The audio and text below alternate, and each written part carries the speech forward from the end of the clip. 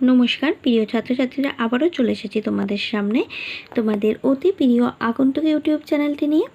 আজকের বিষয় হীরক উজ্জ্বল দেখায়, এর কারণ ব্যাখ্যা করো। দেখো, হীরকের উপাদানের প্রতিসারাঙ্ক 2.42, যেখানে কাচের ক্ষেত্রে প্রতিসারাঙ্ক 1.5।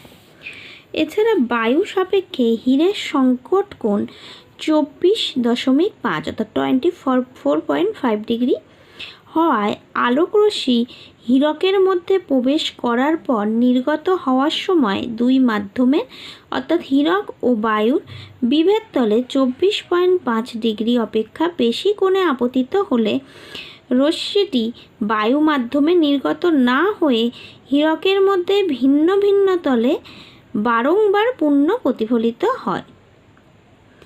এছাড়াও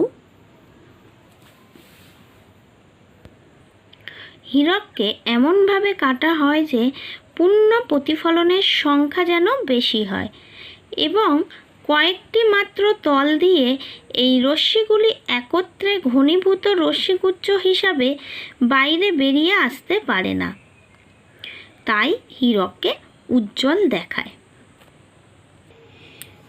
তাহলে বিষয়টা কি দাঁড়াচ্ছে না, হীরকের প্রতিসারাঙ্ক 2.42 এবং কাচের প্রতিসারাঙ্ক 1.5।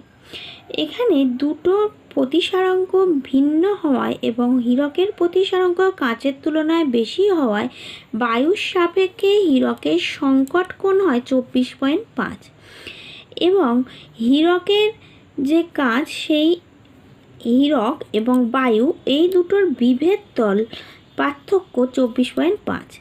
এর ফলে যখন এর ভিতরে আলোক রশ্মি পড়ে তখন সেই আলোক রশ্মি হীরকের মধ্যে থেকে বায়ু মাধ্যমে নির্গত হতে পারে না।